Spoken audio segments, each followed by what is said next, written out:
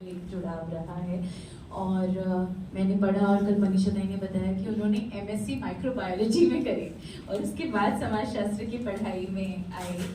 और जन नागरिक अधिकारों पर भी एक बहुत बड़ा जुड़ाव मनीषा दाई का और उनके साथियों का रहा।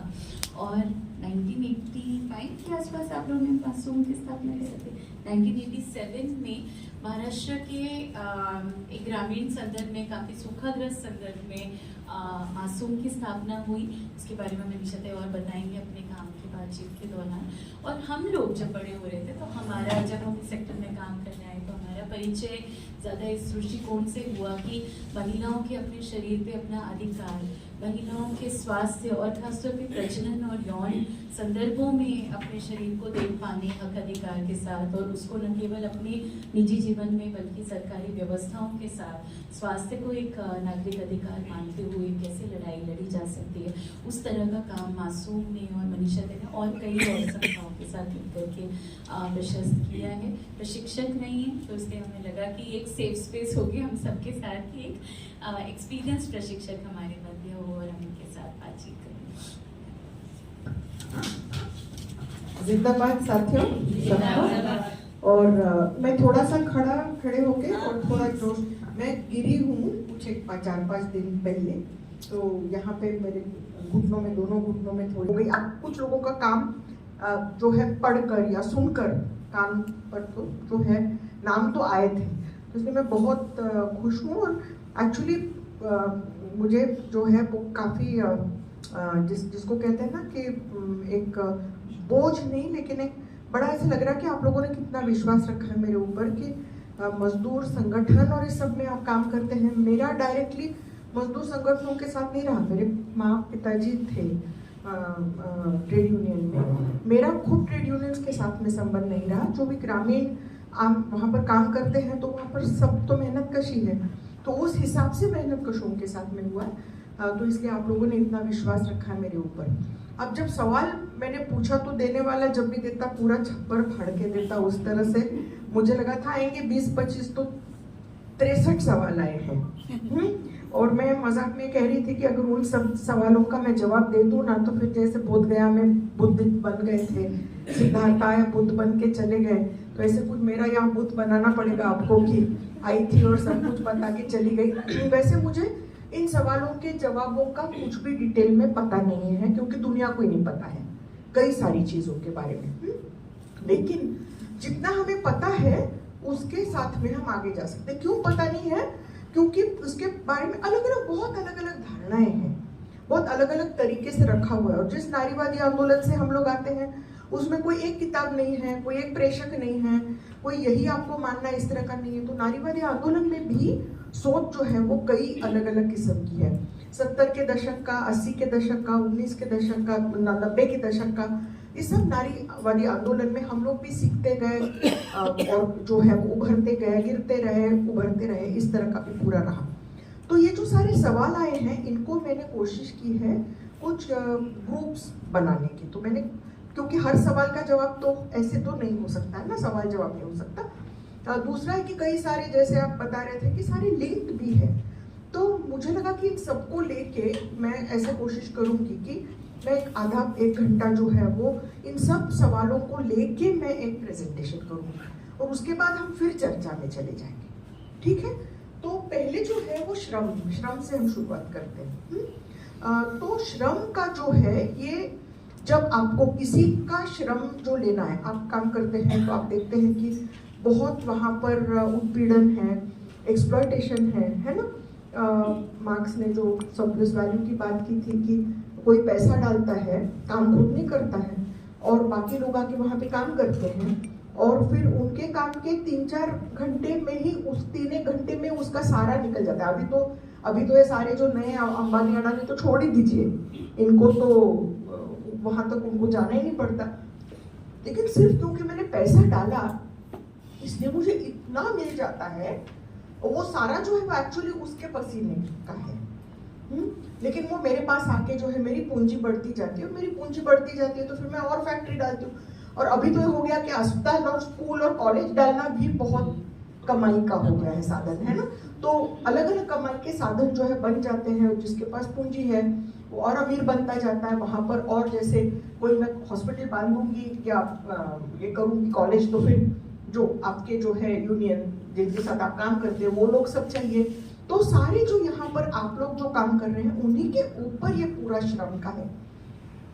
तो ये तो रहा एक जिसको हम कहते हैं कि घर के बाहर का श्रम। पर अगर हम घर के अंदर और बाहर को अगर हम इकट्ठा करते हैं, मैं कोई सवाल एक दो पूछूंगी, एक जवाब ले लेंगे हम और फिर उसके आगे चले जाएंगे। तो अगर आपको किसी का श्रम जो है वो आपको अगर मुफ्त में लेना है या अगर आपको उसका उत्पीड़न करना है, तो फिर आपको पहले क्या करना पड़ेगा?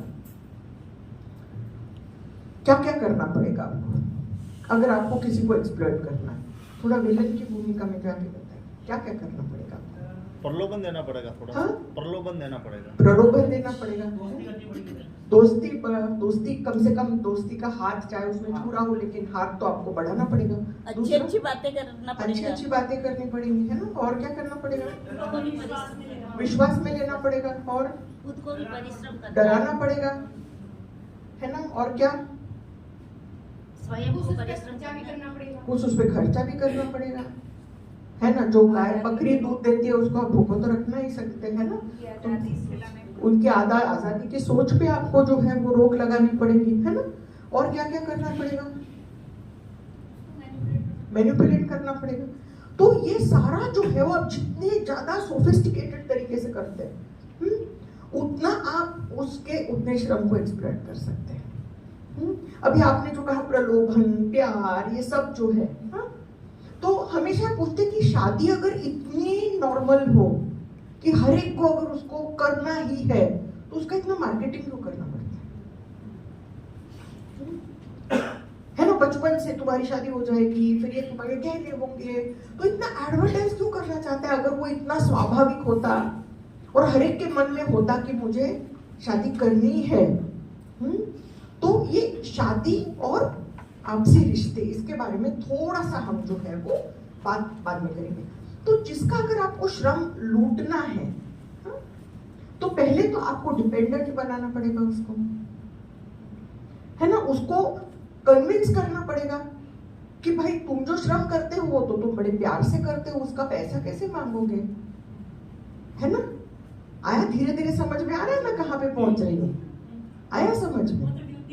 हाँ, ड्यूटी है, बड़ा प्यार। भाई घर में आके कोई खाना बना के जाता है आपके जैसा, तो उसमें प्यार नहीं होता है। माँ बनाती है तो उसमें प्यार होता है, स्वाद होता है, उसमें आशीर्वाद होते हैं।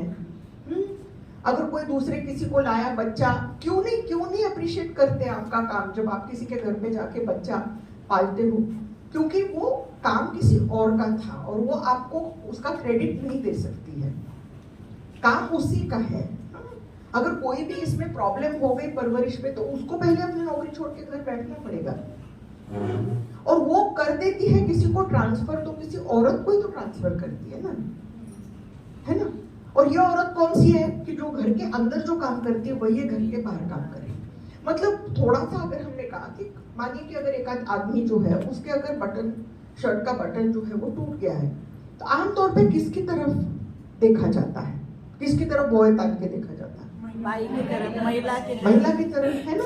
कि पता नहीं उनको तो किस लेके इसमें जाना है, वर्कशॉप में जाना है, जयपुर जाना है, भाई वहां पर जो पूरा होगा। और इस तरह से कमीज कर रहे हो, कमीज जो है उसकी तय भी नहीं की, उसको आयनिंग भी नहीं किया। मैं ऐसे प्यार से मजाक में बोल रही हूँ, मैं किसी अपने को नहीं, सर किसी बाहर का क्यों करें ना, हम आपस में थोड़ा सा हंसे करें तो ठीक।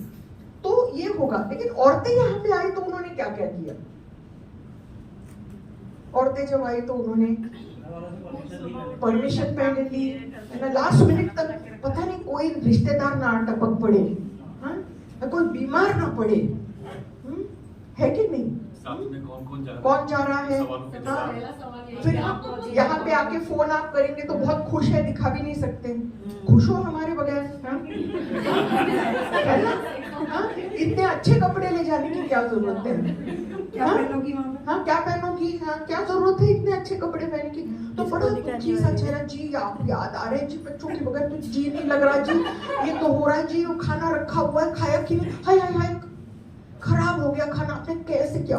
मतलब ये सारा ड्रामाबाजी करना पड़ता है कि नहीं करना पड़ता? कि जैसे हम आए तो बड़े, हाँ, तो बड़े मजबूरी से यहाँ पे आए हैं और वापस जाके बड़ा खुश है दिखा भी नहीं सकते।